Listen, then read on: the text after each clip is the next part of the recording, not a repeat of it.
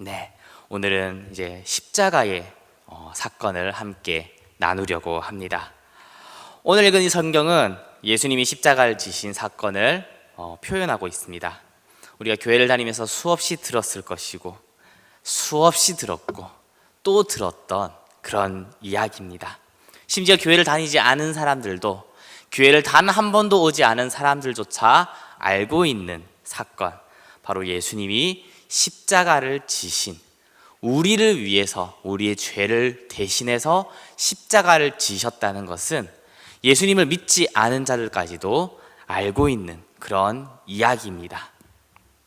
하나님의 아들이 아무런 죄 없는 그분이 십자가를 지셨습니다. 우리를 사랑하셔서 우리를 구원하기 위해 십자가를 지신 예수님, 죽으시고 3일 만에 부활하신 그분을 우리는 믿고 있습니다. 여러분은 이 예수님을 진정으로 믿고 있습니까? 여러분은 이 예수님을 나의 구주로 믿고 섬기고 있습니까? 여러분은 이분의 가르침을, 예수님의 가르침을, 그분의 삶의 방식을 내가 따라야 할 길이라고 믿고 있으십니까? 여러분, 그 십자가의 길이, 이 십자가의 길이 우리가 따라가야 할 길이라고 정말로 믿고 있으십니까? 여러분은 십자가를 어떻게 받아들이고 있습니까? 지난 주일날 제가 설교 말씀을 드린 것처럼 십자가는 가장 불합리한 사건이었습니다. 불합리한 은혜인 것입니다. 하나님의 은혜는 우리에게 매우 불합리합니다. 만약에 하나님께서 우리를 합리적으로 대하신다면 어떻게 되겠습니까? 우리는 지옥에 갈 수밖에 없는 것입니다. 그것이 합리적인 것이죠. 그렇게 폴 워셔 목사님은 성경에 나타나는 가장 두려운 진리에 관해서 이렇게 말씀하셨습니다. 성경에 나타난 가장 두려운 진리는 바로 하나님이 선한 분이라는 것이다. 하나님이 선한 분이라는 것, 하나님께서 거룩한 분이라는 것이 가장 두려운 진리라고 그렇게 고백했습니다. 그것은 선하시기 때문에, 하나님이 선하시기 때문에 선하지 않은 우리에 대해서, 거룩하지 못한 우리에 대해서, 죄악 가운데 있는 우리에 대해서 심판하는 것이 마땅하기 때문입니다. 우리는 하나님의 진노를 피할 수 없는 죄인이며 그 심판의 결과는 영원한 멸망으로 갈 수밖에 없는 자인 것을 기억해야 합니다. 우리가 우리의 본질을 깨닫지 못한다면 하나님의 은혜를 은혜로 받지 못합니다. 내가 10,000달란트 빚진 자라는 사실을 깨닫지 못한다면 그것이 탕감되었다는 것에 기쁨을 느낄 수가 없습니다. 하나님의 은혜로, 예수 그리스도께서 우리와 함께 하심으로 그 빛으로 말미암아 우리가 진리를 깨달아 알 수 있기를 축복합니다. 우리의 스스로의 모습을, 나의 모습을 하나님의 은혜로 조명하여 주시기를, 성령의 능력으로 조명하여 주시기를 깊이 기도하면서 오늘 말씀을 계속해서 들으셨으면 좋겠습니다. 하나님의 은혜로, 그 불합리한 은혜로 우리는 구원을 받았습니다. 그 불합리한 대가를 예수 그리스도께서 치르셨습니다. 가장 선한 분이 불합리하게 대가를 치르신 것입니다. 우리를 사랑하기 때문에, 사랑이 뭐라고? 억울함을 당하시고 그 불합리한 것을 스스로 짊어지셨습니다. 그것이 우리가 받은 은혜입니다. 저는 이 십자가의 사건을 인류 역사상 최악의 범죄 사건이라고 생각합니다. 이때 모든 사람들은 죄를 지었습니다. 지도자들, 민족을 대표하는 사람들, 그들은 욕심 때문에, 시기하기 때문에 예수님을, 의인을 사형에 넘겨주었습니다. 로마의 재판관들은 민중이 두려워서 자신의 권력을 유지하기 위해서 예수님을, 가장 의로운 자를 사형 선고에 처하게 되었습니다. 예수님을 따르던 무리들은 그분이 잡히는 것을 보고 두려워서 자신의 목숨을 위해 모두가 버리고 외면하고 도망쳤습니다. 비겁하다고 이야기할 수 있습니다. 그 당시 모든 사람들이 높은 자나 낮은 자나 강한 자나 약한 자나 악한 자나 심지어 그나마 선하다고 이야기하는 모든 사람이 죄 가운데 빠져 있는 이때, 만약에 노아의 홍수처럼 예수님의 하나님의 진노의 그릇이 이제 가득 차서 심판을 하게 된다면 세상에 멸망이 있어야 할 그때에 오직 단 한 사람만이 악으로 악을 갚지 않고 자신의 힘으로 복수하지 않고 끝까지 하나님을 신뢰하고 하나님을 기다리고 하나님께 모든 것을 내어 맡기며 죽기까지 순종하였습니다. 스스로 아무것도 판단하지 않고 스스로 아무도 정죄하지 않으시고 저들의 죄를 용서하여 주옵소서. 그저 하나님의 뜻만 구하고 하나님의 뜻을 이루셨습니다. 이 한 사람의 의가 모든 사람의 죄악보다 무거웠기 때문에 이 십자가의 사건은 범죄가 아닌, 세상의 멸망이 아닌 우리를 구원하시는 하나님의 능력이 되었습니다. 우리는 그 은혜로 구원을 받았습니다. 예수님을 믿는 자는 구원을 받습니다. 그 이름을 믿는 자, 영접하는 자, 곧 그 이름을 믿는 자들에게는 하나님의 자녀가 되어는 권세가 주어졌습니다. 우리는 예수 그리스도의 이름을 통하여 구원을 얻습니다.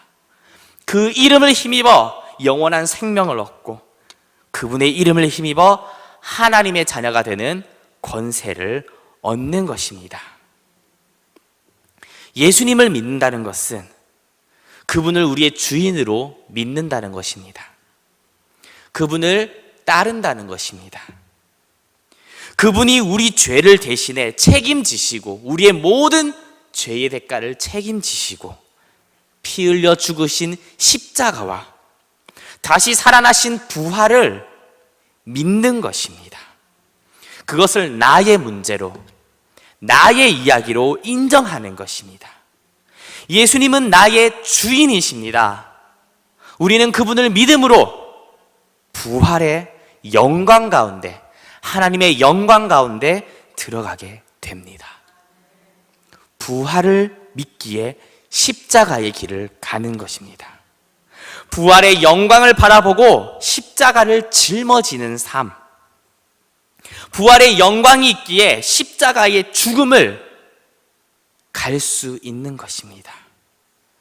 부활의 영광이 있기 위해서는 십자가의 죽음이 있어야 합니다. 죽음이 없이는 부활할 수 없습니다. 십자가 없는 부활은 없습니다. 십자가 없는 영광은 없습니다. 그리스도인에게 십자가 없는 영광은 없습니다. 로마서 6장 8절의 말씀입니다. 만일 우리가 그리스도와 함께 죽었으면 또한 그와 함께 살 줄 믿노니. 믿으십니까? 부활을 믿기에, 그리스도를 믿기에 우리는 그것을 또한 기대하고 십자가의 길을 갈 수 있는 것입니다. 십자가의 길을 간다는 것이 싫겠죠, 당연히. 고난을 좋아하는 사람은 없습니다. 어려움을 즐거워하는 사람은 없습니다. 그러나 그 뒤에 있을 영광이 지금 있는 고난에 가히 비교할 수 없는 것이기에 우리는 그것을 믿으며 지금을 버틸 수 있고 그것을 믿으며 심지어 더 깊은 십자가로, 더 무거운 십자가를 짊어지고 그 길을 따라갈 수 있는 것입니다. 다시 살아날 것을 믿기에, 그 부활의 영광이 지금과 비교할 수 없음을 믿기에 그 길을 따라가는 것입니다. 낮은 곳으로 가는 것입니다. 영광을 위해서는 희생해야 합니다. 헌신해야 합니다. 겉옷뿐만 아니라 속옷까지 내어주는 것입니다. 오른뺨을 맞았을 때 왼뺨을 돌려댈 수 있는 것입니다. 십자가의 자리까지 갈 수 있는 것은 그리스도와 함께 죽고 그와 함께 살아날 영광을 기대할 수 있기 때문입니다. 이것을 믿으시기 바랍니다. 이 이야기가 나의 이야기로, 이 십자가의 사건이 나의 사건으로 받아들여지는, 인정되어지는 그러한 오늘 밤이 되기를 소망합니다. 하나님의 자녀는 그렇게 살아가는 것입니다. 하나님의 자녀는 그렇게 인정받는 것입니다. 많은 일을 하고 많은 영향력을 끼치는 자리에 올라서 하나님의 자녀로 인정받는 것이 아니라 십자가에서 죽음으로, 하나님이 그를 살리심으로 인정받는 것입니다. 예수님은 높은 자리에 오르심으로 하나님의 아들로 인정받지 않으셨습니다. 돌을 떡으로 만들어서 사탄에게 자신이 하나님의 아들임을 증명하지 않으셨습니다. 높은 곳에서 뛰어내려서 증명하지 않으셨습니다. 십자가 위에서 인정받으셨습니다. 마태복음 27장 54절 말씀입니다. 백부장과 및 함께 예수를 지키는 자들이 지진과 그 일어난 일을 보고 심히 두려워하여 이르되 이는 진실로 하나님의 아들이었도다 하니라. 이렇게 인정받는 것입니다. 세상으로부터 저가 그리스도인이라고, 저가 하나님의 아들이라고, 저가 하나님의 자녀라고 인정받는 것입니다. 이것이 주님이 가신 길이고 이것이 우리가 따라가야 할 길입니다. 예수님의 십자가를 믿으십니까? 예수님의 부활을 믿으십니까? 그리스도를 주로 시인하는 우리는 그분의 영광을 위해, 하나님의 영광을 위해 살아가야 합니다. 세상에서 빛과 소금의 역할을 하며 하나님의 영광을 위해 살아갑니다. 그런데 우리는 어떤 방법으로 과연 세상에서 빛과 소금의 역할을 감당하고 있습니까? 어떤 방식으로 우리는 살아가면서 우리가 하나님의 자녀임을 세상에 이야기하고 있습니까? 어떤 방식으로 살아가며 세상 가운데 하나님의 영광을 드러내며 살아가고 있습니까? 어떻게 하나님의 자녀로서 살아가고 있습니까? 하나님의 도움으로 다른 사람보다 탁월한 능력이 있으면 되는 것일까요? 높은 자리에 올라서 하나님의 은혜를 찬양하면 그것으로 되는 것일까요? 높은 자리에 올라서 억지로 사람들을 교회에 갖다 놓으면 물론 그 중에 몇은 또 하나님의 은혜로 구원을 받을 것입니다. 그러면 되는 것일까요? 물론 그런 것도 필요합니다. 그런 고백도 분명히 중요합니다. 모든 것이 하나님의 은혜임을 고백하는 것이고 하나님이 주신 복이라는 것을 인정하는 것입니다. 내게 주어진 모든 것으로 복음을 전하는 것이고 하나님의 뜻을 이루려고 하는 모습이 아름다운 것입니다. 그러나 그런 것으로 세상은 우리를 하나님의 자녀로 인정하지 않습니다. 그런 것으로 세상은 우리를 하나님의 자녀라고, 그리스도인이라고, 진짜 그리스도인이라고 인정하지 않습니다. 하나님의 영광은 그렇게 드러나지 않습니다. 우리의 삶의 태도가 예수님의 제자로, 하나님의 자녀로 인정받게 하는 것입니다. 하나님의 영광을 드러내는 것은 십자가입니다. 오직 십자가만이 이 땅 가운데 하나님의 영광을 드러나게 합니다. 십자가의 희생만이 교회를 교회되게 하고 하나님의 영광이 우리 가운데 임하게 하는 것입니다. 예수 그리스도를 믿는 우리가 예수님의 길을 따라가는 그러한 삶을 사는 것입니다. 그분이 가신 길은 높은 자리가 아니라 낮은 곳입니다. 그분이 가신 길이 진짜 영광임을, 가장 높은 길임을, 왕의 길인 것을, 왕도라는 것을 인정하며 따라가는 것입니다. 부활의 영광을 바라보고 그것을 기대하며 십자가로 걸어가는 것입니다. 하나님께 가기 위해서 밑으로, 하나님을 만나기 위해서 아래로 십자가를 지고 십자가의 길을 걸어가는 것입니다. 그 길은 힘든 길입니다. 좁은 길이고 누구도 가려고 하지 않는 길입니다. 때로는 하나님이 나를 버리신 것 같은 느낌을 경험할 수 있습니다. 하나님이 늘 함께 하실 것을 기대하지만 때로는 그 십자가의 길에는 마치 하나님이 나를 버리지 않았나 라는 고민이 생깁니다. 예수님조차도 십자가에서 외치셨습니다. 엘리 엘리 라마 사막다니, 나의 하나님 나의 하나님 어찌하여 나를 버리셨나이까.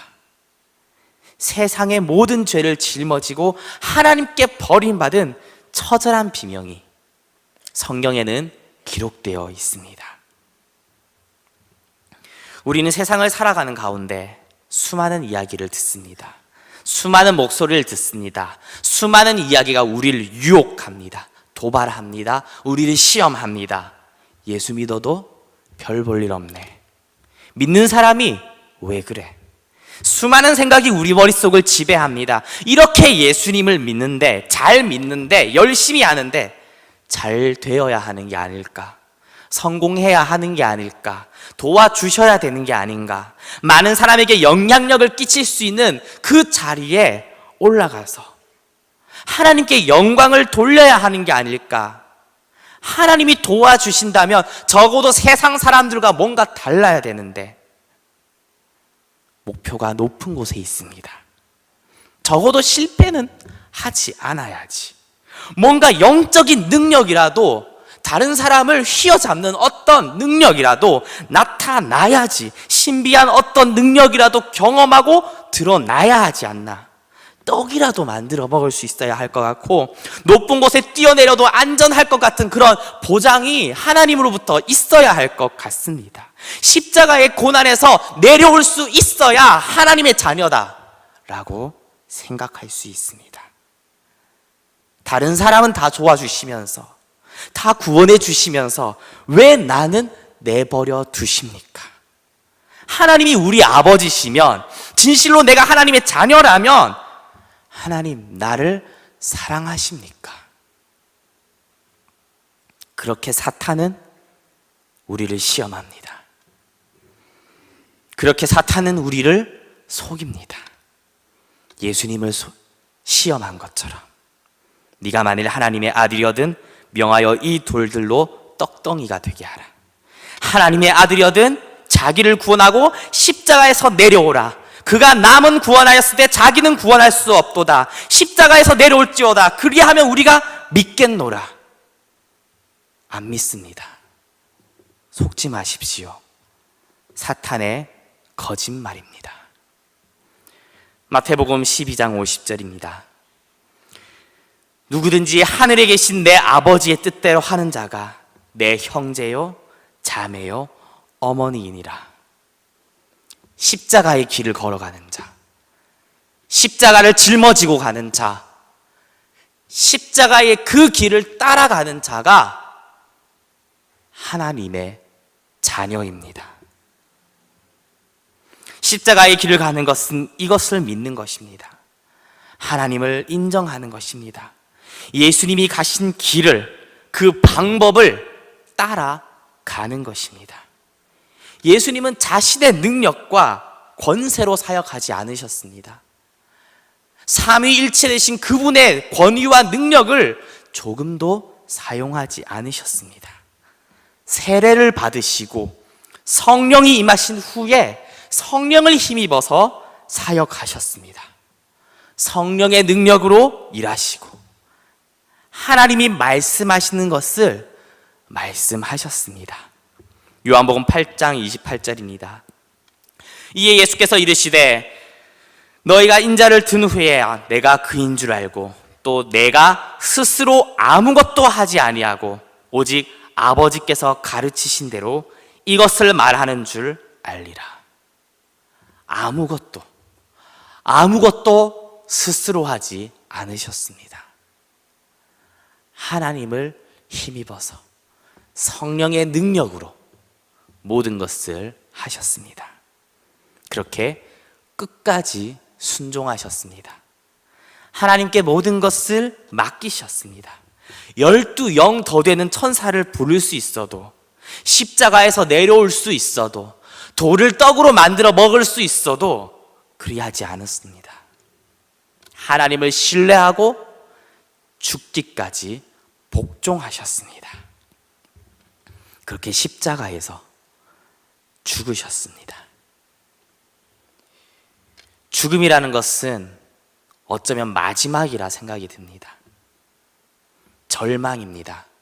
일말의 희망조차 없어진, 모든 것이 사라진, 살아만 있다면 무언가를 기대할 수 있는 희망이 있지만 죽으면 그것이 사라지는 것입니다. 모든 희망이 사라진 그때 성소 휘장이 찢어졌습니다. 하늘이 갈라지고 성령이 비둘기처럼 내려온 것처럼 성소의 휘장이 찢어지고 하나님이 이제 일하기 시작하셨습니다. 하나님께로 갈 수 있는 길이 열렸고 땅이 진동하고 바위가 터지며 무덤이 열리고 죽음의 권세가 힘을 잃었습니다. 하나님께서 직접 일하기 시작하셨습니다. 예수님을 죽은 자 가운데서, 무덤의 권세 가운데, 사망 권세 가운데서 다시 살리셨습니다. 우리가 무언가 할 수 있을 그 일말의 희망조차 없어질 때 주님이 일하실 때입니다. 하나님이 역사하시고 죽음 가운데 우리를 살리실 것입니다. 빌립보서 2장 9절에서 11절 말씀입니다.